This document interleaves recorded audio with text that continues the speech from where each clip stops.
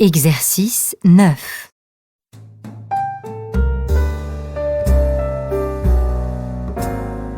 Le Palais des Beaux-Arts de Lille propose pour la 3e fois un événement qu'il appelle Open Museum. Au premier semestre 2016, le musée a donc confié le lieu à Zep, l'artiste suisse très populaire en France pour ses bandes dessinées amusantes pour attirer de nouveaux publics. Quand le Palais des Beaux-Arts de Lille a proposé aux dessinateurs la liberté d'utiliser tout le musée pour une exposition personnelle, il a d'abord eu peur devant l'importance et la richesse de la collection. Et la question a été de savoir comment son dessin de BD, grand comme une image d'album, pourrait être à côté de peintures anciennes immenses. Avec ses 20 vidéos où il montre comment il dessine et crée un personnage et 65 dessins originaux, Zep s'amuse à faire dialoguer la BD avec des œuvres d'art classique. Alors Zep, pourquoi avoir dit oui à l'Open Museum ? Pour moi, c'était d'abord une façon de continuer à travailler et de dire mon amour du dessin et du crayon.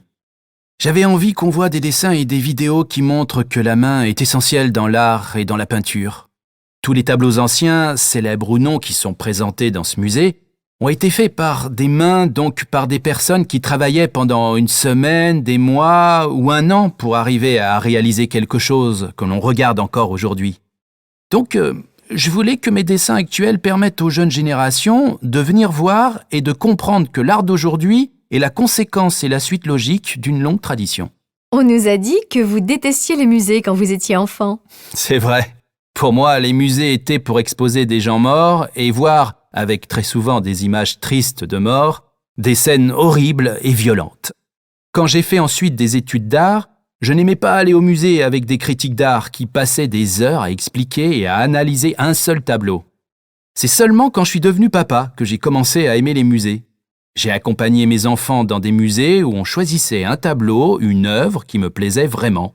Et là, je leur racontais une petite histoire ou une anecdote sur le tableau ou sur l'artiste. Finalement, j'ai retrouvé le goût et le plaisir d'y aller.